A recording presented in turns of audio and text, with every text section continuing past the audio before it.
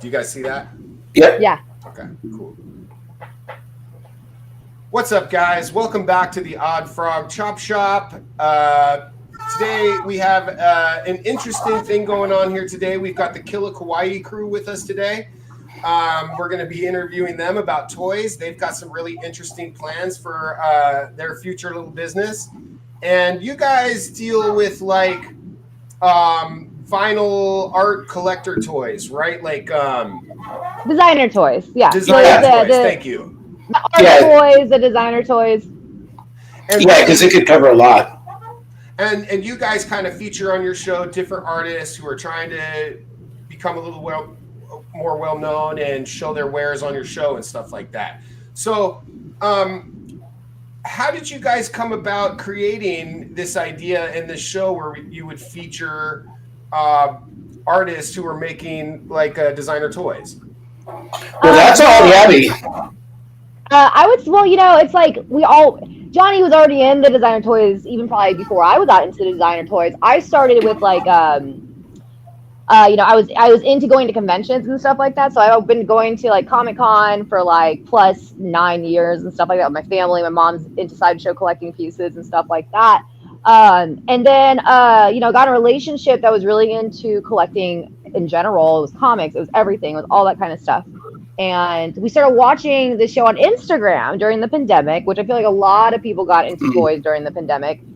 So we started watching that. It was called Booze and Buddies. And it was a little niche, super niche toy show with these cool Booze and Buddies. Okay. Not the one from the early 80s, I presume. But they are they're older gentlemen, so it's probably what they were inspired by. Right, okay. But that show, I watched them and I saw them doing it, and he was Puerto Rican like I was, one of the guys. And I saw him doing it, so I was like, this is real cool because I really love art. And I didn't even know there was an art community like this online. So I had no idea like how big I know how big the nerd community was, but I didn't know how big the art community was, which was something that I was more impressed by, and that's why I like nerdy stuff. Like I really am into anime, like even like Sony games, so like and just really good video games and stuff like that. I've always been into, and same with my mom. So I was heavily influenced by my mom. But then saw that show. Was dating a guy who liked designer toys. He bought me a designer toy, and I was like, "What the hell is this?" Yeah. I was like, "What is this?" What was it? I was like, It was a Scare Bear by Bean Largent. She's actually now one of my really close friends. I met her at Designer Con. So it was literally, think of a Care Bear, but with like cute little wings and a Chahulu face. So it was really cute. It was really clever, but I just did like when I first saw it, I didn't even know what designer toys was. So I was just like, "What the hell is this?" I collect Marvel. I collect comics. I collect like, very known characters Camellia Rocco. I'm like, what is this? And I fell in love with it. And the more I got to know it, and I watched that show and stuff like that, I was like, okay, well, I was into acting. I was on The Sweet Life of Zack and Cody when I was 13. And I was on Everybody Hates Chris. And, I lived in LA. So, I lived in Laguna Beach, but, like, I lived near the LA area. So when you live near the LA area, it's kind of like what's pushed down your throat in the best ways possible, of course. That's probably a big inspiration of why I wanted to do the show. I was like, okay, we had a lot of toys. Like, my ex, like, he, shout out to 48-bit, but my ex bought so many toys. And we were thinking about starting a toy store. And I was like, okay, you really love collecting. I really love collecting. I was like, how do we collect and not have to, like, dive into our pockets deeply? So, like, what if we buy 2 of everything and then we sell 1 and then we get to keep 1? And that way it's like we got it at a discount price. So that's how this whole idea really started. And then, as life happens, me and that partner did break up and everything. So I was like, all right, now I'm going to do this on my own. And I really love the TV show element. Like, I like interviewing people and showing artists because it was so cool discovering artists through Booze and Buddies and stuff like that. So I was like, okay, and they kind of like, they're taking a little bit of a different direction now, which is really cool. Like now they have like their set artists they show off, and good for them, Fed Up Toys and all that. So I was like, okay, well, I want to show off artists that I really trust because unfortunately, and I'm not afraid to say this, but unfortunately, there are artists that you can't trust online. And it's an unfortunate thing. And I was like, okay, well, I'm a very loud, obnoxious human being, and I'm very open about sharing who I like. So let me give those artists, I didn't want to culture shit. I didn't want to like be a shit talking show. That wasn't what my goal was. So I was like, I don't want to shit talk, but I want to show who I trust. So that was my goal, was like I started showing off artists that I collected, and most of the times, like, it's artists that I do have one of their pieces, but I'll show off artists that I want to get one of their pieces. But it's very personal to me and Johnny, and that's why I invited Johnny, because I saw I made a little toy chat, and I invited Johnny into the toy chat. I invited a bunch of people. I was hunting for toy collectors, because I wanted to build a community. I was like, if I'm ever going to drop a toy, because then that slowly started happening where I wanted to do my own toy. And I was like, all right, well, if I'm ever going to drop a toy, I want to have a community first. I want to understand what the community is looking for in this dynamic and stuff like that. I want to know the people before I just start dropping toys and giving a huge price point on it. Yeah. So I met Johnny, and he had a beautiful collection, very similar to my collection. He had toys even I wish I had. So I was like, this guy's really cool. It took us a little time to, like, you don't know people online. I didn't even know what Johnny looked like. We were just literally, all we know is each other's toys, and that's about it. It's just the internets. But Lester, actually, Johnny, you don't know this, but Lester recommended you and said, oh, Johnny Toxin? Oh, you're friends with that guy? He's a very big collector of mine. I was like, oh. Yeah, God bless Lex. Yeah. So Lex, he recommended it. That's part of what I find interesting about what you guys are doing, is you, Gabriella, have like a really great networking system that you've created with Instagram and stuff like that. Did that kind of happen organically? Is that just the way your brain works? No. And if anyone says it's organic, it's a lie. Like, that's such a lie. Like, there's no such thing. Yeah, you do have to work for it, for sure. You can work for it. And even Johnny's doing stuff too. So, like, he just got some really big interviews that I never would have thought of ever asking. Ever. Like, and he's getting actual... Go ahead, Johnny. Oh, I was just going to say, like, I had told her first off, is like, I have no problem cold calling somebody. There's no fear. Fortune favors the bold. If you don't ask, you'll never know. So you might as well just realize they're just people just like us. But if you treat them like you would want to be treated, with respect, more often than not, people are going to come back in a positive way and say, sure, I'd love to be interviewed. Because it helps them out. Or give you information on why they're not letting you approach at this yes. or whatever. Either way, you get data. Yeah, and I've had people say no before, and like that's just as good as it. It's like it totally happens. Like, and it's not even what you like. And I do notice that since we all are humans, we romanticize things, right? Like, we will kind of be like, oh, this person doesn't like me, that's why they didn't like my post, or this person thinks I'm weird or something like that. You start thinking about this stuff, but really 9 out of 10 times they're just shy. Yeah. Or they don't have time. Or you find those two things. There are people out there that either because their brand is so huge or because of the corporate commitments that they have to be very selective about how their brand gets out to the public. And that's the nature of business. It's not them being rude. It's them realizing that's where they are that's what their position is in their business, their brand currently. And you have to be respectful of that. You really do. Yeah, I think that's what. Yeah. Good. Oh, I was just gonna say, like, I worked for Mattel for a couple years, and it's like when you come on board with that, you become Mattel. Yes. It's not about you; it's about the brands, and you do it this way, and we design it this way because this is how Mattel does things, like Disney or anything else that has that kind of iconic loyalty. Yeah, for sure. And we're a little more of a raw show. So there are people who are, like, we're a little more raw. We're not super corporate, and we kind of want to keep it still like family friendly. Yeah, off the cuff, but still, But still, raw, still very relatable. Like, like, it's not like, we don't want it to be corporate. We don't want you to have to worry about what you're gonna say and stuff like that. This is supposed to be for your fans, and that's why I always tell people every time, like, hey, this video is gonna go on your page. It's going to be really great because a lot of artists don't show face. Yep. So when you do show face, so you guys kind of help bring them out of the shadows, so to speak. Sure. And give them a platform. Yeah, you kind of become like a go-between the artist who, like she's saying, I mean, we've talked to a few people who public speaking really was not their main goal in life.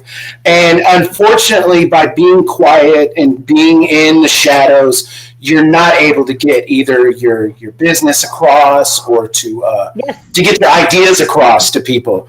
And that's what we're facilitators, really. You think about it, it's just it's Gabby and I, a third, sometimes a fourth person, and it's just four friends sitting there talking like normal human beings cuss every once in a while. But it's nobody being crazy or a show or a fake attitude or a fake persona. We're all just sitting there talking about a common thing, and more often than not, it turns out to be toys.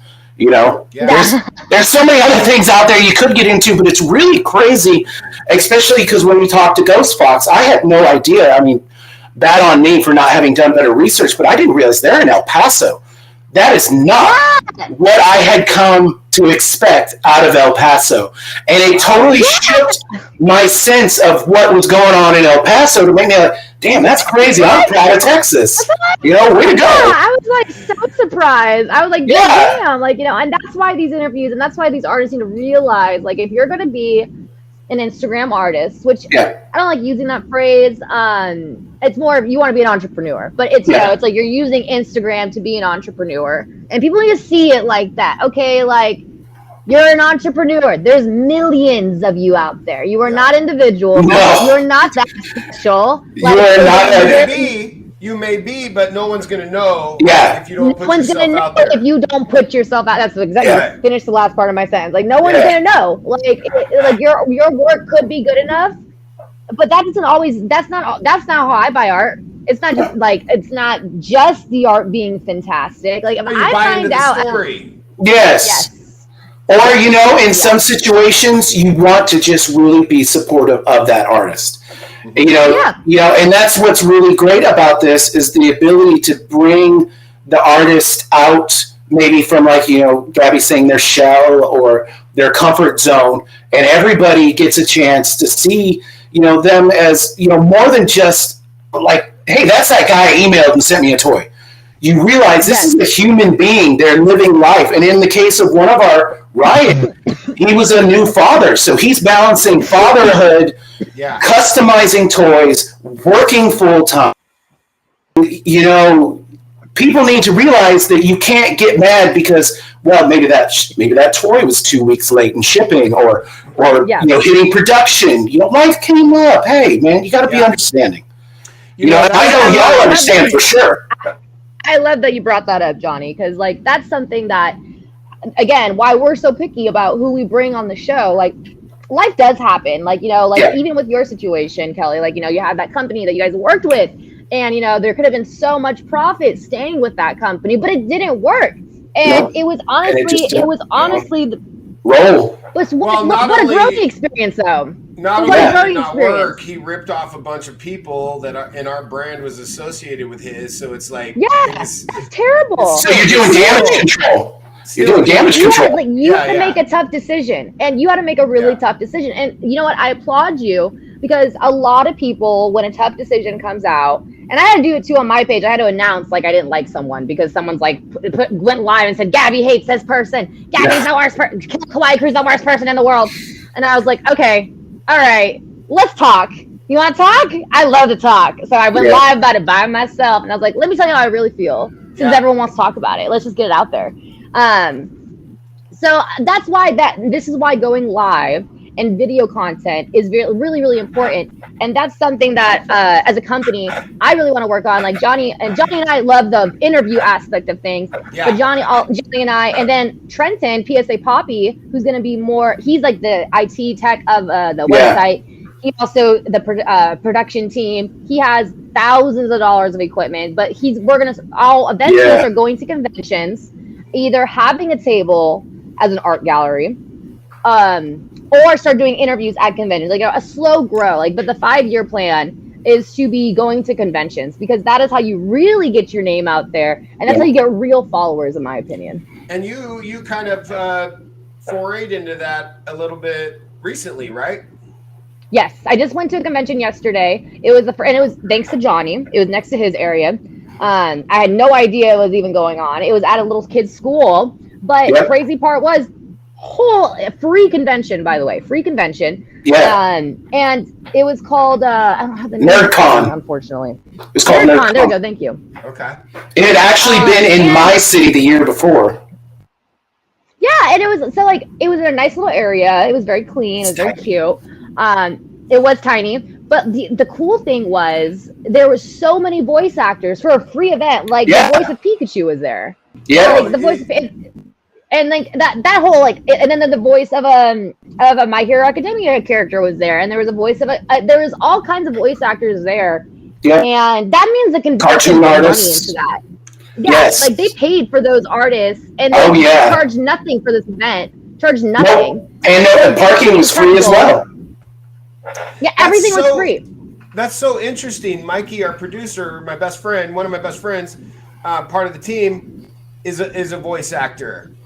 That's always been a personal dream. I've always wanted to be able to get into that. Here, I really want to get Johnny, into that. You and him should talk because he's done some pretty serious stuff. He did there's a documentarian, I guess, out there who does. He did one on Einstein, and he did one on Van Gogh.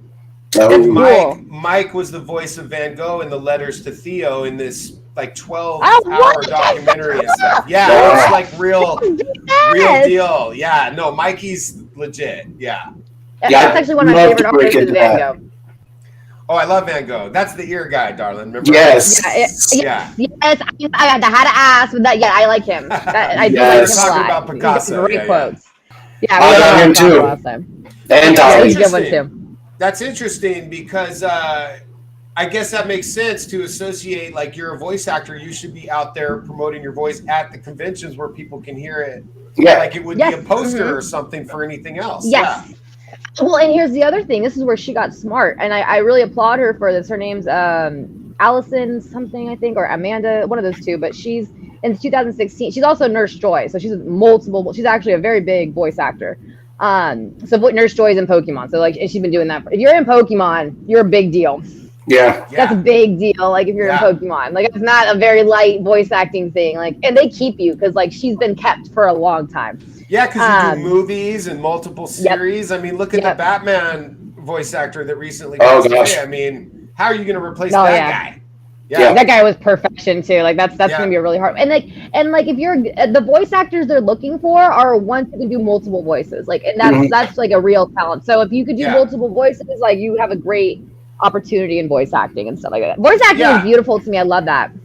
Yeah, and that's like Mikey. He does, he's a natural. He's been doing stand-up recently too, but he's kind of. Oh, that's rough. That's crazy rough. You guys can see it on our channel. He's posted a couple of things, but it is rough. Check that out. That's badass. It's not that you're maybe not funny or something, but you're talking to like 5 people sometimes. Like we played death metal shows to like 7 people before. Yeah, it happens. You go through the motions because you have to, But performing is not easy. Like I do not sing the same on stage. Comparison to me singing at home, or in the shower, right? Yeah. Oh yeah. This is why I do the same. Then you don't have to worry about it. But So let me ask you this then. So Johnny first. And then you, Gabriella, what toys did you play with as a kid? Oh, man. Okay, like most boys in the 70s or 80s, I started out with Tonka trucks. Okay. I mean, you had Tonka trucks. You drove a little dump truck around. You had maybe a front end loader. If you were really lucky, you had the crane or something like that. Now, like that's the stuff the rich kids have. But yeah, I started out with just normal stuff, some Matchbox or some Hot Wheels. You could get the rusty hand-me-down every once. Yeah, oh yeah. Or if you were lucky and you went to like a church swap meet or something. That's right. I paid $5 for it. But yeah, I started out with stuff like that. By the time I was 10. It was G.I. Joe because G.I. Joe was huge. Yes. Had the G.I. Joe stuff. Transformers was just coming on the scene for America. So I was just getting into Transformers. Oh gosh, yeah. Like I was lucky with my little Trailblazer, the little pickup truck. Yeah. Like you have like Optimus Prime and Megatron and like every as soon as like the big toys like they'd have Skylinks or all that crazy stuff. Yeah. And I think Transformers is one of the best designed toys. It's just they were especially in marketing genius. And engineering genius. Yeah, I mean, it's just really like. And G.I. Joe and Transformers had their fingers on the pulse. They put out the cartoons, they had comic books, they had figures, they had anything that you could think of attached, and it was just a huge brand. I mean, it was everywhere. To think that it started out as a Japanese-only thing and then became like a worldwide phenomenon. Yeah. For those of us who lived really far away from a toy store or didn't have the budget for Transformers, there was GoBots. Yes, Leader 1. I had my Leader 1 before I ever had a Transformer. That's right, me too. Yeah, yeah. And the nose would never stay. The nose would always drop. You'd always be trying to stick that nose back up, and you'd be like, yeah. Or the wings would get all funky on you. They were not as cool. No. And then they came out with the rocks. It was like a GoBot rock. Yeah. You're like, it was a rock. Which always reminds me of that scene in the Big movie where he's like, it's a building. Yeah. It's a skyscraper. It's a robot. It's a building. And then after that, it was I got into models, making my own stuff because I really liked being hands-on, or you could make it how you wanted it. If you wanted to paint it a certain way, it was easy to modify. And I think that was pretty much it for toys for a long time. And then it was music. So that's such a similar experience to what I had. Like, I wanted to keep playing with toys, but it's like you reach a stage where your friends are like way not into it for years. Yep. And then you're like, okay, well, I guess I got to give this up now. And that's kind of when I found comic books, which kind of transitioned my creativity into that. And I guess I went to drawing after that. I wanted to unlock that mystery. It was so like seeing Todd McFarlane and stuff. I was like, what? That is, how does a human being do that with their hands? So that put me on my journey to kind of learn about or teach myself about illustration and stuff. And I'll always say Todd McFarlane is the unsung hero of the toy world. Like people must pay respect to him. He's the Steve Jobs of the toy world. I mean, that's the way I look at him. I mean, he really kind of absolute pioneer. Absolutely, he still is. He's excelled in multiple hard to do businesses. And now he wants to direct the Spawn movie, and I'm like, let him do it. I've seen evidence that he's a failure at anything. That'd be cool. I'd watch it. Yeah. I'd definitely give it. I'd give it my money. I would watch it. Yeah, for sure. Camera angles and stuff that nobody had ever seen before in Spider-Man. When you're looking at a 3-point perspective shot down on the city with him like, I mean, that blew my mind, legit, when I was a kid. Like, I needed to understand that. I didn't want to draw like Jim Lee, where you have, I love Jim Lee, but like, I see a lot of the similar poses and stuff. Todd McFarlane can turn that stuff around in his mind and draw it from whatever angle he wants, and like that's what I wanted to learn how to do. And that's it's so much more. And I don't think people realize, like with drawing things at different angles is tough. It's if you don't have your brain into convincing what you're doing is 3-dimensional when it's not. It's a real trick. Exactly. So it's a trick. It's definitely. I struggle with that, especially now that I'm sculpting too. I'm like, I can't rotate this. Okay. I can't. I can't turn this. Like, okay. What would it look like? Okay. And I think the cool thing about film, before I tell my toy thing, the cool thing about film right now, directing wise, that I'm really appreciating is the reflection of light. And they did it really well. The director of Star Trek did it fantastically. Like, and he's doing a lot more. J.J. Abrams Star Trek. Yeah, Abrams reboots. Yeah, I didn't like the second one where they basically stole the valor from from Yeah. Spock. But and if gave it to you Kirk. look Like, at what? just like how there's You another wrecked movie that Wrath of did. Khan? How do you do that? There's Sorry. there's another one that's really good with the light reflection. I think Disney's doing really, but that's the big technology. I only know that that's the big technology because my childhood involved toys and video games. So my mom played video games. I played video games. Oh, Kelly, we lost you. No, I'm here. I'm here. Oh, Okay. camera's gone video now. games. I played video games. He's still there. You can see it. Maybe you just can't see him at the moment. Oh, yeah, I just can't. I flashed out real quick so I could have a sip of a beer. So, yeah. Oh, Yeah, no, it's okay. My intoxication's on this side of the screen over here. But yeah, I started with Sunday. video. I was up late drawing on the comics, so I'm like, I'm having a chill day today. So yeah. I went to the convention yesterday, so I'm like, my body. I'm just like, okay, I'm tired. I dealt with My puking body kids all day. Oh Poor man, guy, John, man. I remember that. My daughter is 18 now, and pretty much self-sufficient. But man, I remember that. Man, mine are 8 and 10. So 10-year-old yesterday was on a puke fest the entire day. What kind of toys are they Poor into? guy. Before we go to you, Gabriella, real quick. At 8 and 10 years old, that's got to be like pretty fun A for prime you, age. right? Do they And like it toys is or? because- They like all. designer toys. Yeah, they like all the stuff I like. There's an artist named Murderbird. God, how fun must it be to be your kids, actually? Yeah, it's like more toys than your kids is the tagline. Yeah. Yeah. They like all of that stuff. My daughter, she loves Zeke dinos. She loves the, like I was saying, there's an artist, Murderbird, and every time I get something from him, he always makes sure to include these little vinyl rubber ducks, these little mini rubber ducks, because she loves rubber ducks. That's so cool. And then, of course, Legos, because I should have thrown Legos in there for me. Legos was huge in my childhood. Yeah, Legos were huge. was too. It's weird that we don't include it, right? It's such a You forget. different kind. Yeah, it's almost like an arty thing than just It's toys. a different type of toy. Yeah. Yeah. It's a different type of toy. It's a construction, and it's Yeah, very exactly. creative and stuff like that. Yeah. But I would definitely say Legos played a huge part, just being able to make whatever you wanted, Yeah, that Yeah. creativity. And you're 100% soft. Your kids love those too, and that's Oh, a gosh. designer toy that hits adults and kids. And if you can make a designer toy that If you hits can hit adults up and kids, both.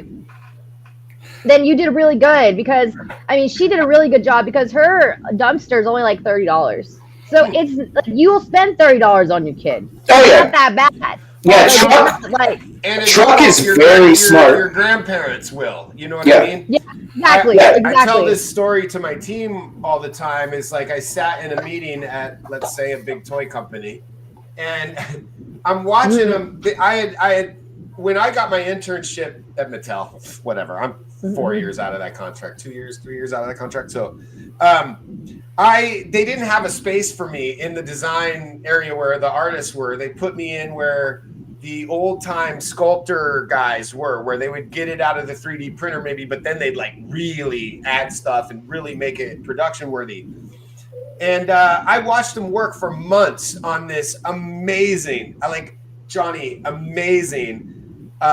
Jurassic World volcano. This thing had Ooh. an orange globe at the top with popcorn inside, LEDs of lava going down the side, and you could set your dinosaurs all around it. It was absolutely phenomenal.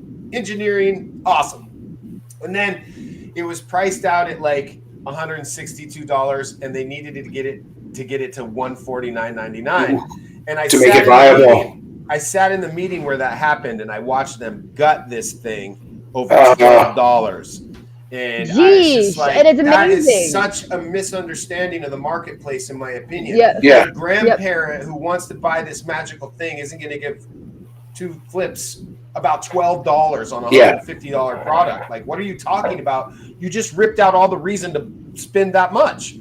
Yeah, that's the penny pinchers and the penny pushers and the pencil pushers winning out in the end. The marketing people and the numbers people destroy everything. Yep. Of course, and it's like you need, and that's funny because like you need that element, right? You need the balance. In toys, I feel like people don't have a strong mindset for business, so that's why they go to galleries and stuff like that. And that's kind of like the whole thing I have about it is like being in gallery is like, you know, I get it if you want to be an artist and like that's all you want to do. You just want to do that and that's it. Like but there's I more have to being an artist than that. You do have to be business minded if you're going to be successful. Tesla didn't get anything out because he didn't have the mindset of Edison. He didn't have the business sense. We still have Edison stuff. I mean, we have lots of Tesla stuff too, but it's not his. It's not branded his. It's got somebody else's name on it.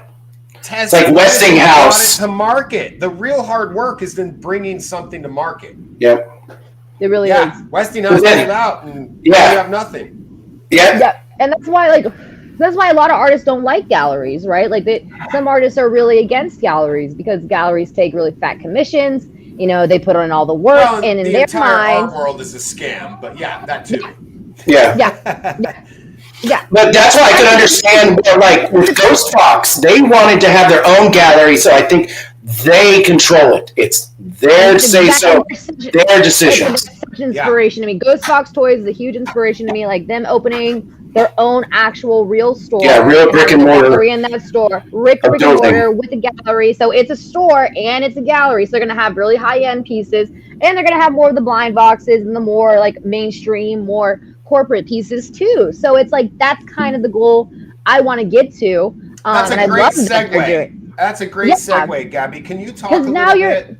Let's get into a little bit about what you guys are trying to create. Kelly, and what you're your so funny. vision is. Answer what my toy is. Falling all over my work. Oh yeah, we have. Okay. Wait. Before all that, Gabriella, what kind of toys excited you? What did you play with when you were young? Or still now, but no. When I was a kid, video games were a big element towards it. So like I was the oldest.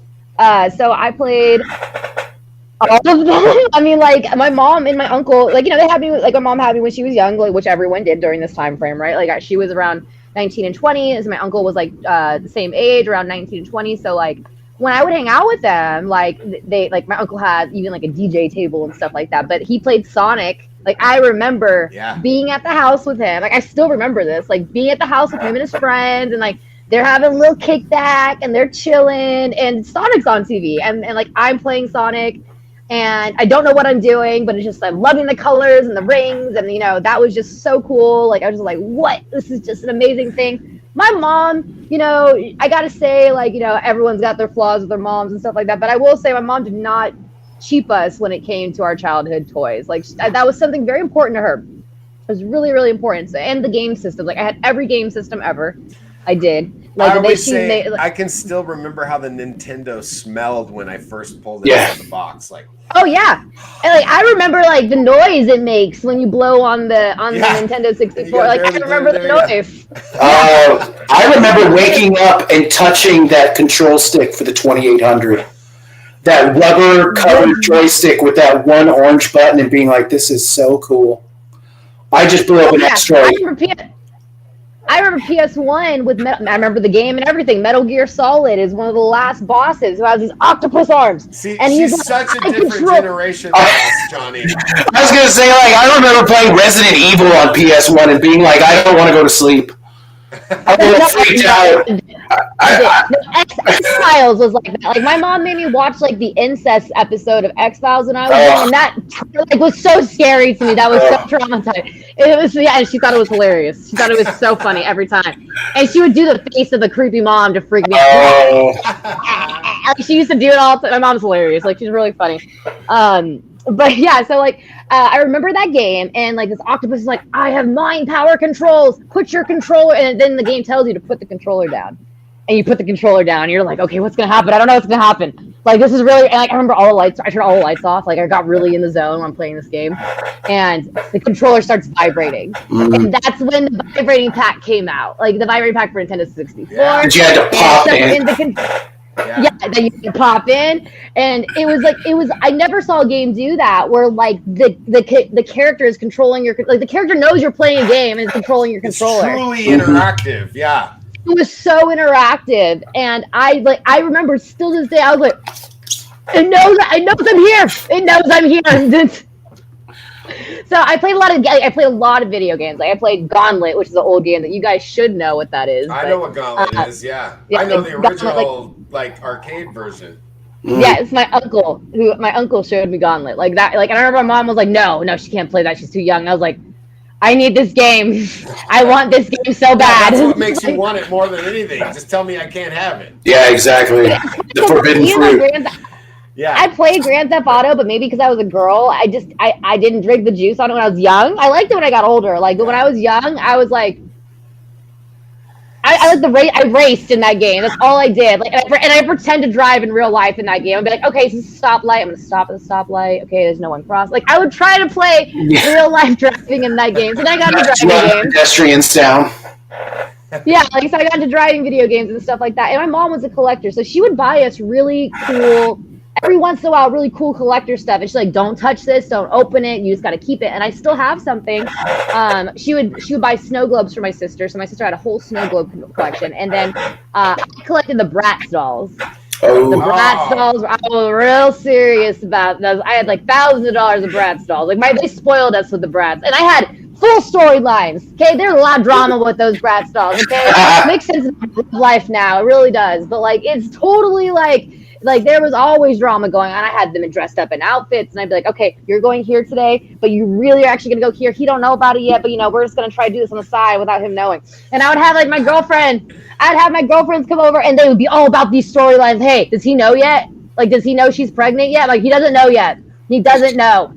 The Bratz soap opera. Yes. Yeah, like, oh man, like a super Bratz soap opera. And then so it was Bratz. Oh, the Woodlocks. I had a little brother. Having siblings is nice, right? Because then you get to try all these different kind of toys. Totally. Our toys were very diverse between me and my sister, who we were our major play partners, right? Like yeah. That's what we play with. Joe's on My Little Pony in a Barbie playhouse with a hiss tape, Yeah. Totally. Yeah, and some strawberry shortcake thrown in. Totally strawberry shortcake. Yeah. You put the little plastic dresses on. Yeah, and that's what I want Odd Frog to be, really. Like, I want it to be 1/12 scale because that's the chop shop we're creating, but I want it to be a mess. I want it to be, like, really wild and odd. Yes, I love that. That's what I really love about the Odd Frog. Like, I know I'm going to dive deep onto that, collecting that, just because it's like you're doing everything that I think is the right things to do with the toy. That I tell people when they ask me, like, oh, you're a collector, Gabby, and you're an artist, but, like, you're more of a collector. What do you think is important in a toy? And I said, there's a couple things in my opinion. I'm like, I think that you need to have backstory, whether the reason why you're making the toy on purpose. Yeah, it's so important. You're doing a freaking comic with your toy. Like, and Foo Stamps does that too. And I don't know if you know who Foo Stamps, very big designer toy guy. Now his characters are on potato bag chips and stuff like that. So like that's a really big deal. He's in New York, really nice guy. But he did the same thing. He made a comic book for his characters, and these are all like kind of characters from New York and stuff like that. And it's beautiful. I really relate. Like he did one for the Black Lives Matter movement. And what happened? Oh, I'm sharing my screen. Can you guys hear me? That's cool. Yeah, I can see you. Oh, that's cool. Oh, I can't see it. Oh, you can't see it? I can't see it. Okay. Oh my god, it looks so good. I'm gonna get closer. Hold on. Let me do. Here's the one I'm really having fun with right now. That's so cool. I'm missing out. You can't see it, Johnny? No. It's just blank for me. Why is that happening? Johnny, look on your tabs. Do you have a second one open? Because that was the issue I was having. No, this is the only thing I got open. It says really.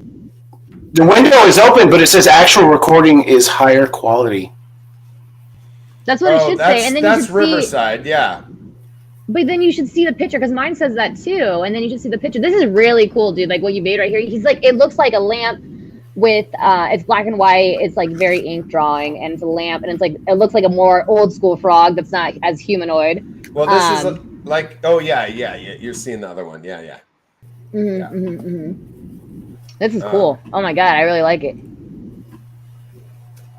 So yeah, this is badass. I can't wait. See, I love that you're not really using like there's humans in this universe, and again, that's why I told you should watch My Hero Academia because that artist, like if you guys ever joined together, it would be magic, just straight magic. Here's the fun thing about this universe I'm creating, right? Like it starts off human, but there's this serum and it's nanobots. I heard about this technology on Art Bell like 20 years ago. I loved Art Bell.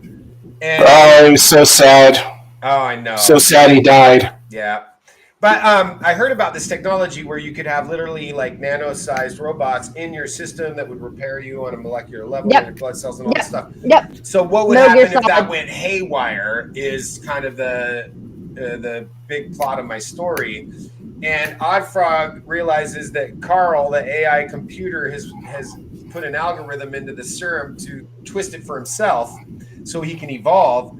But it also goes out into production, which like the whole entire planet is going to break down at some point. And I don't even know myself what is exactly going to happen, which is kind of exciting.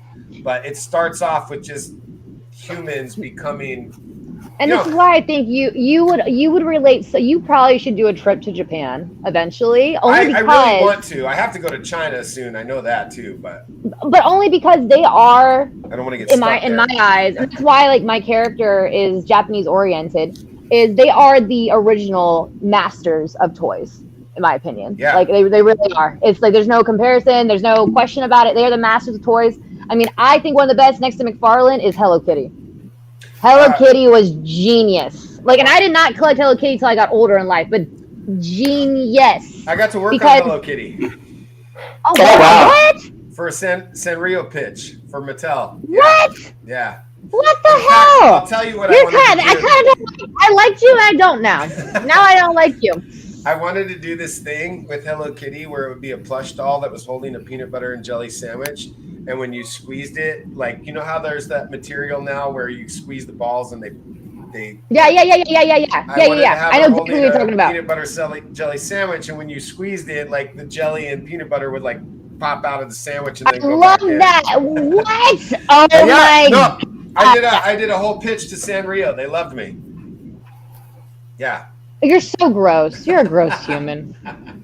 That is badass. But why he's a genius? The reason he made that toy to beat Mickey Mouse, and he didn't make a show or a storyline with that till like 15 years after. Yeah, no, it was like Post-it notes and stuff. I remember my sister had them as a kid. It was like pins and Post-it notes and sticky notes, memos. And so he focused on a slogan, and his slogan was "Small gift, big smile." That was it. Small gift, big smile. Interesting. And it's and become the Asian like culture, in the Asian culture, like they like to give small gifts, like when they see each other, because especially think about it, like in the Asian countries, like there is times where like there's harsh times, and like they want to have a little more affordable gifts without having to spend a lot of money, but still bring something over to someone's house, and that's kind of what those things were. And of course you got to realize the other thing it's so, if you watch a documentary on how it's made, Hello Kitty, it's so fascinating. Highly recommend it. Oh, you should how it's made on Hello Kitty? Yeah. Oh, I'll definitely check it out. It's so good. Like it's like he talks about it. He's hilarious. That's awesome. He's like, I wanted to beat Mickey Mouse. That was my goal. That's a great goal. I just got my daughter one of those like 4-color old school pins, but it has Hello Kitty at the top. They had them at my work, so I had to grab her. She loves everything Hello Kitty. She's got it on her car. Yeah, that, and she loved Sailor Moon. Yeah. It was actually my first anime I ever watched. My mom would not. It's so funny. Really my mom's cool. so my mom, like, she wanted to make sure I only liked what she liked. So she would tell me all the time that anime is a devil, or anime is insert word that you use from the 80s that I can't say now. But like, she could call it all kinds of terrible things, And I remember I went over to a friend's house, and it was like at a sleepover and something like that. And we were really religious too. So I hear it's evil. I'm like, the guilt trip. So I'll be like, oh, this is evil. I shouldn't watch this. So like, I remember it was on. I was like, oh my God, she's so beautiful. And she's who's this guy? Why is he so mysterious? Who is he? I was like, I'm obsessed. So it was like, that was really cool. And I thought that was really, really awesome. And same with Pokemon. I didn't like as a kid. I'm a late bloomer on Pokemon too. Like, I didn't collect Pokemon when I was a kid. I wasn't allowed to. And now it's like a big thing that I really do love because it is the start of art collecting. And PSA Poppy, my friend Trenton, is also the business partner. He's huge in the Pokemon community, and that's our big goal, is to bring the Pokemon community into the designer world community, because that is what Pokemon is. These are the original designer cute elements, you know? So it's like, if you like this because it's cute, you're going to love designer toys. You know, I got myself into Pokemon when I went back to Otis for toy design. First of all, they tell you, like, play with toys, watch cartoons. Yeah. Like, now's the time. Understand. Yeah. And it's first of all, it's a different generation for me. Like, it would have been more like my daughter's generation, I guess, or whatever. But the cultural character design aspects are so different than here in the States that I grew up with, that I find it so inspiring. Like One Punch Man is another one that I thought great anime. And I watched it. It's great. This is genius. It is genius. It is a silly joke, but it's genius because he's making fun of all the other animes, and you would only know that. Oh, Johnny lost us. Yeah, we lost Johnny. But he'll probably come back on. But we can wrap it up here in a little bit too. Okay. No worries. But I'll say anime is one of my big inspirations too, because I really do think you should go to Japan. They're so creative. They're very honorable. Like, I think that would be like your car in Japan. Like, if you can get it over international over there, they would want it. Well, we're opened up to different countries with the car. It's just shipping is the real trick there. The pain, I know. And then you got that cool van coming out, dude. Like, I'm so excited for that van. I'm excited for the van too, but I got to get the Bandito going first. Like, I can't. You got the lights going though. You got the lights working. So we got the lights. It'll be back together Monday. Eddie's going to come to Otis with me Monday, and we're going to put it all back together, and that's going to be the big... Talking about his car. His car and the lights working on the car, Johnny. Yes. Bandito. Johnny, it's such a long story. Like, we paid... Okay, so first we got screwed by the 112 Garage, and we had to pay his debt to our engineer in China, right? Which was $6,500 of design work and engineering work. So it took us months to do that after this guy ditched us. I mean, people in the community got screwed, I know, but, like, we got really screwed. Yeah. And I mean, it basically comes down to about $10,000 worth of shit we had to... Damages, basically. Yeah, exactly. You got a DUI on your car. Right? Exactly. You know, to get it here was $700 just in shipping. We had to pay the design. It's a very expensive prototype to get here. And then about a month after we had it, Eddie, I'm putting it, you know, we're getting it together because I'm going to go on Toy Mercs and I'm going to show it off for the first time on Instagram. Oh, wow. And Eddie puts it in the box, and I didn't realize there wasn't tape on the other side. It rolls right out of the back side of the box onto his back and just smashes on the car. 65. It's more expensive than the car I'm driving right now. Yeah. And I mean, I wanted to cry. Like, it was so devastating. And it's taken us like several months to get it back, but we've got it back. And yeah, I like, you can see the dashboards. We've got it all wired up, so I don't want to mess with it. Yeah, you're good. It should be all back together Monday, and it's been a journey, boy, that's for sure. Oh man, that's so terrible. But you see, but you don't let it discourage you, and that's how you know you have the business mindset. Everything is a positive if you wait long enough for yourself to learn from it. You know. So, guys, I'm probably gonna. Do you guys have anything else you'd like to talk about on this? I mean, we could wrap it up with something. And no, I think my end, and I'm sure Johnny will have something to say too. Is I think that people should get involved in the toy scene, all in general. You know, like, I consider your Bandito and your Odd Frog part of the designer world and part of the comic world, which is really hard to do. So it's like, you know, this is going to be a multi-million-dollar company. You know, that's the big goal with it. So, you know, it's exciting for me to always find really cool artists. That's my high. It's the high I love to get. So I'm really looking forward to our next. You better show off that Bandito on my show. I'm going to be upset if you don't. Yeah, well, yeah, it's coming. I mean, everybody has been waiting for us to bring the Bandito back onto the show, but I wanted to do this today, and it's not quite there yet, but tomorrow it should be. So yeah, thank you. That's awesome. Yeah, that's really, really. So I'm excited for you, and I hope everyone checks out some designer toys now that we've talked about it. It's a beautiful world. It's a world of healing. It's an art world. And if you want something beautiful in your house that not every single person owns, that's not from IKEA, Walmart, or Target, this is the place to go to. Yeah, that's the nice thing about it is it's a nice avenue for expression that I think a lot of people aren't really aware of yet. Especially not here in the States. Now in Asia, it's a whole different world. I mean, it's a rabid fan base for designer toys, but that's there. Here, it's not really come into its own yet, and really, Gabby touched on the fact that they can be used for things like interior design, or you find the executive who wants that trophy to throw up on his bookshelf and everybody look at and be like, bring your NFT. I've got something physical right here, and somebody put their blood and their sweat equity into this. And, it's really something kind of special in and of itself just for that. Somebody put time into it. I really couldn't agree more.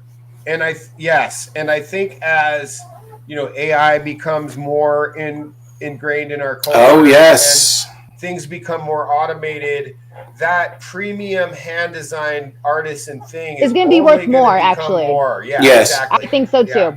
I do think so, too, because it's so normalized and basic. That's why it's so awesome that some of these artists take the time in the creative process to document. Like, I love that Frank Montano puts out videos where it's a half an hour of him sitting there painting a tiny little detail. But it's just sitting there, and it's ASMR. It is so relaxing to just sit there. I mean, his brush has like 4 hairs on it, for goodness sakes. And he's it's back to like car life again in the way people would pinstripe cars. It is so amazing to watch that level of customization going on with anything. Beautiful. That's inspiring. That's culture.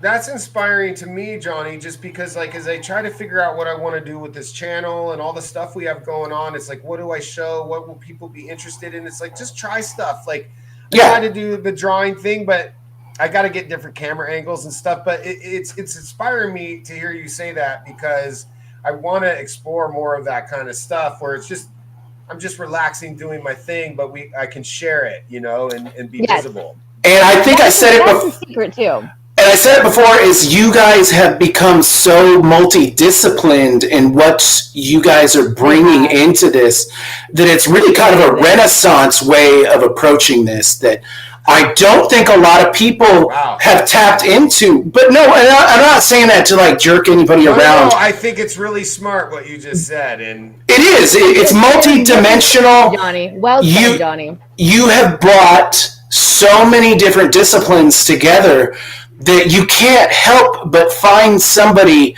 You couldn't throw a rock where somebody's not going to be like, I find that interesting. Yeah. You've got a comic book, you've got a physical toy, you've got a storyline, you're talking about a cartoon, you've got a mascot. There's so many things going on. And then you haven't even broke into the physical piece itself and been like, oh my God, look at the detail. The dash lights up. I can customize that. And then, oh my God, you're into the diorama world, and people don't realize there are some die-hard diorama folks out there doing art. Yeah. Art with their toys. Yes. I was going to say earlier, like I follow people back on Instagram if their account's open and it's obvious that it's about toys and stuff. Yeah, for sure. I'm the same way. I'm not afraid to follow someone back. I hate that whole Instagram. Snobby stuff. No. I don't care about that. I don't care about that. But either. There's a couple of them out there, but one in particular is like G.I. Joe Customs, I think he's called. This dude, like, Hasbro should just fire everybody and hire him as their coloring and painting guy, because it takes it to an absolute another level. Like, for sure. It's like movie level, like what you would want that character to be designed. There's a dude you should check out. I know everybody here has heard of The Fifth Element, right? Yo, I love that movie. I wouldn't say it's a like he's scamming anybody, because I don't know what the copyrights are on this. I know he's not probably calling it by the actual name so he can avoid some sort of entanglements, but he makes a Mando Chiwan figure. And the work that he puts into these individual Mando Chiwans, and he's got 3 versions. He's got like a 4-inch, he's got like a 6-inch, he's got an 8-inch, and the level of detail that he's going on to weather these figures is insane. I mean, you never know that he's starting out. Yeah, I mean, it's just insane. And then he packages them in either like what looks like honest to God store-bought blister packaging. And he's also done it with a couple Kenner figures, like a couple Star Wars figures. Like he had one of Aunt Beru and Uncle Owen burned up, so it's like 2 burned up skeletons. That's awesome. Yeah, it's like Aunt Beru and Uncle. It's really messed up, but it shows a level of creativity. Yeah, look him up. He's on Instagram. It's Phoenix Customs. Phoenix Customs. Okay. Yeah, he's out of Florida. It's amazing stuff he's doing. Okay, yeah, it's great. And that goes back to technology and how it's affecting the art world, right? Like I think that's what I'm head on is that toys are the new platform for art, and I really do believe that. Like I think that sculptures and toys, because now you think back in the day, like to own a sculpture, it would be very expensive, especially if it was handmade. Like it was very, very expensive. Well, and the technology's gotten to a level too where you can really truly reflect the details of an artist's aesthetic. It's a totally different game now with sculptures. Like you can do so much more now than you were able to, even like if we go 20 years, but I'm thinking even 100 years. Like you think 100 years like from now, it's insane what we're doing with sculptures. And it takes little space, and that's something that people really focus on. And that's the only downside to canvas is that like you have to either have rotate your paintings, which I do that. Like I'm okay with that, but not everyone is. Like I actually just got a new piece from that convention. This is an original piece. I don't know if you can see because my light's too bright. Oh, I gotta put it all the way back here, but it's a really cool piece. And it was actually for $20 that I got this original piece. I feel bad even. I should have gave it more money. I was just like, this is wrong. I shouldn't do this. It's not right. I feel like his art is out there now. Yep. Yeah. She was really, really appreciative of it. So she was like, I've had this piece for a long time. Yeah, no, it's okay. You didn't know. But like, darn the pronoun. It's really, really cool. I know. I work at an art school. I have to be careful about that. Everybody's California. California is all about the pronouns. Is so serious in California. You can't mess that up. Yeah, it's so serious in California. You can't mess that up. Them, they. It's just them and they. I just want mine to be CEO of Odd Frog. There you go. You guys call me a succubus or an it. Don't call me late for dinner. That's right. Don't call me late for dinner. Listen, you guys, I'm going to wrap it up. I think this is kind of a good spot to end it on. Yeah, dude, thank you for having us. It was this is fun. You know what, you guys, we have such a natural kind of vibe going on. I want to have you guys back. We have to do this again. Absolutely. And I'm super especially down. when Trenton wants to come on. And that's what we didn't talk about too much, but I have to use the bathroom so bad now I can't go on any longer. No, it's imperative now. It's imperative. I wanted to talk about your guys' art gallery and stuff like that you're opening. No, it's for episode 2. Honestly, okay. And we're so in the beginning, we're barely really even touching. Like we have to invest, and we have a lot of. We've done all the networking, so it's cool. This is great because our crowd gets to meet you guys as you kind of go into it and stuff like that. Yeah. It's all networking. We're building a community.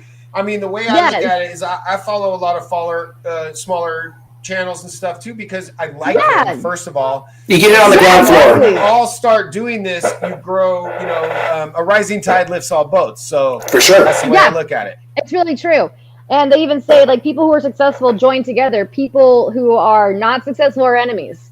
That's right. When it comes to business, Yeah, so I mean, look at free economic countries around the world. They don't war with weapons, they war economically, and it's all more peaceful and corporate. So yeah. That's true, though. It is true. It is very true. Well, thank you so much, too. So, again, hopefully we'll do one next week. I mean, are you free Friday or Saturday? We could do it or something? Gabriella, I'll come on your show anytime you ask. Absolutely. Okay. Well, either way, we'll do both. That'll be fun. Because next time we'll be on multi-platform. We'll be multi-platform. Okay, we'll do that. And then I think our next one for the Chop Shop is we're gonna show the Bandito, and it's all new. Exciting! It's so ABS, excited. High impact so ABS excited. plastic now. So the prototype is the same as the production model plastic. Also, and I just think it's cool that you allow pre-orders without payment up front too. I had to set that awesome. up. I had to build that. Mm-hmm. Yeah, that's not easy to do. No. The cool thing, too, is what we're shooting for. We have the Bandito back together, but we're 3/4 of the way on 2 other prototypes where we're going to show the Lowrider and the Mad Max version we're calling Gaslands. So that people really, really understand. Because we're getting ready to do conventions ourselves next year and stuff where we have the comic book it's so exciting. and all this stuff. So you better invite my ass to your booth. You got to make sure. Are you kidding? You're going to be our booth girl. That's perfect. Make sure you get to Designer Con. So fun. Make sure you get to Designer Con. It's right here. We got to go. We always go with school and stuff. It's just getting myself in there. So yeah, that's for sure. Yeah, to get the balance. Not to put this on the record, but you could just go in with a backpack of your stuff and just talk to people, and it happens. When you do that. Yeah, you gotta be discreet when you do it, but you can do that. I'm hyper aware that I'm trying to be a corporation, and I really just want to do things how my vision sees them as being correctly, But I totally understand I'm not that. against stuff like that.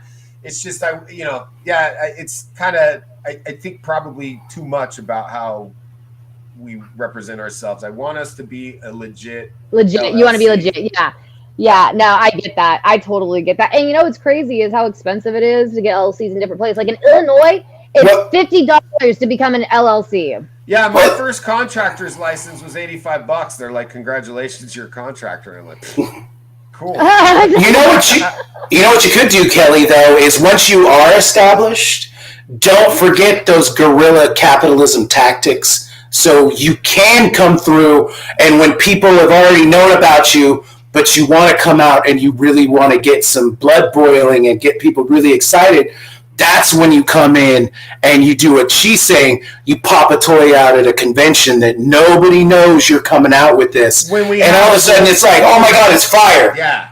No, I love that. I love the way Tool, the band, has presented their career where they don't sell the farm right away. Like you're intrigued to find out more. You want that next chapter.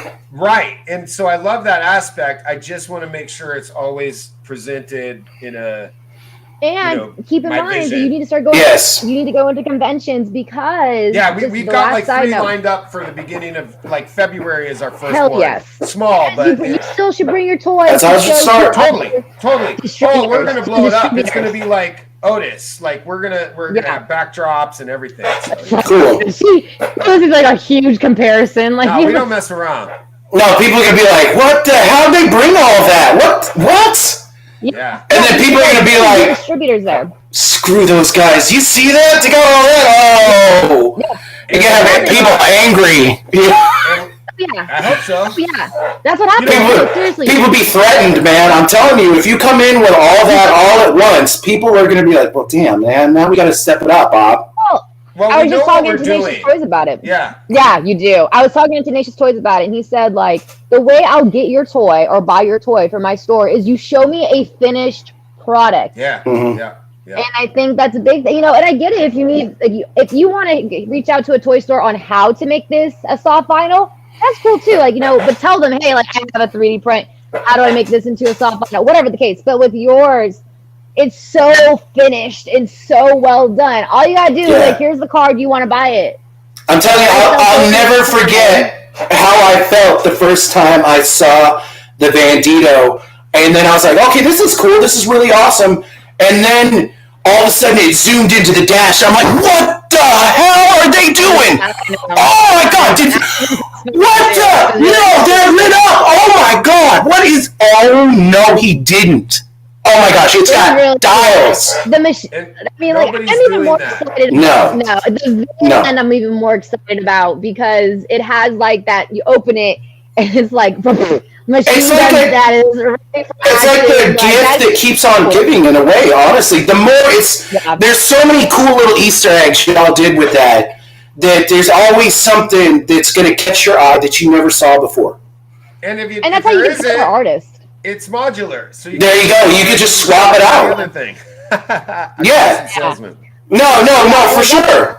And I'll preach it to the day I die. And like I said, I'm not jerking anybody around. It was really so awesome to see such a thought out product. It wasn't hackneyed. It wasn't over the top. It was just detail. Yeah. Details. Yeah. And the devil's in the details, man. Devil's in the details. It goes back to my love for McFarlane and all that. Just opening up something and looking at it in awe is what I want. Yeah, where you see that little drop of blood on the bottom of the fang that nobody else would have taken the time to do, but he was like, that needs to be there. And you're like, damn, that looks so much more real. Yeah. Yeah, and the thing is, like, it's like you said, Johnny, like diorama people, they don't want the same dioramas as everyone else. You know, you want like custom, you want different. Yep. You want different, and like that, you hit that right on the money. Like it's so different and unique. Like and you know, it's like customize it to your own. So in every picture on Instagram, it should look different, and that's a selling point unto itself. And I'm telling you, photography is going to be fantastic on that. You're going to find people that are going to be doing crazy custom paint jobs on these.